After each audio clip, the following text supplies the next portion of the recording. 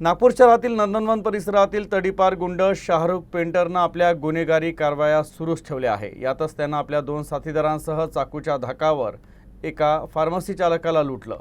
या घटनेची माहिती मिळताच पोलिसांनी एका आरोपीला अटक केली, तर इतर 2 फरार आरोपींचा शोध सुरू आहे।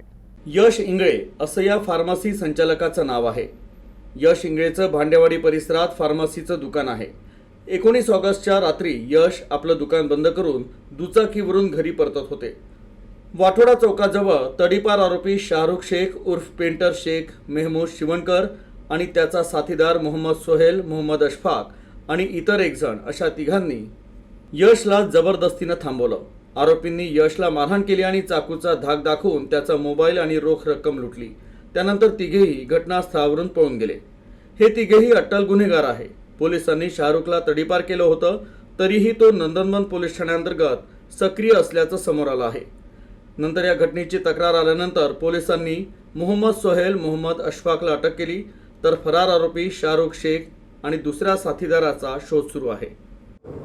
तक्रारदार यश इंगळे हे त्यांचं फार्मसी दुकान बंद करून घरी जात असताना खरबी चौक ते वाठोडा चौकच्या दरम्यान त्यांच्या पाठीमागून ते 2 व्हीलरने जात होते।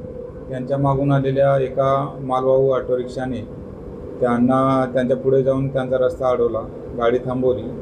त्या मालवाहू रिक्षातून 3 जण खाली उतरले आणि त्यांना मारहाण करून त्यांच्याकडील 1200 रुपये आणि त्यांचा मोबाईल हिसकावून घेतला आणि त्यांना चाकूचा धाक दाखवला व ते तिथून पळून गेले। सदरची तक्रार फिर्यादीने दिल्यानंतर गुन्हा दाखल करण्यात आलेला आहे। या गुन्ह्यामध्ये सोहेल खान या आरोपीला तात्काळ अटक करण्यात आलेली आहे आणि इतर जे 2 जण आहेत त्यातील एक शेख शाहरुख नावाचा आरोपी आहे आणि त्याचा साथीदार असे 2 जण फरार आहेत।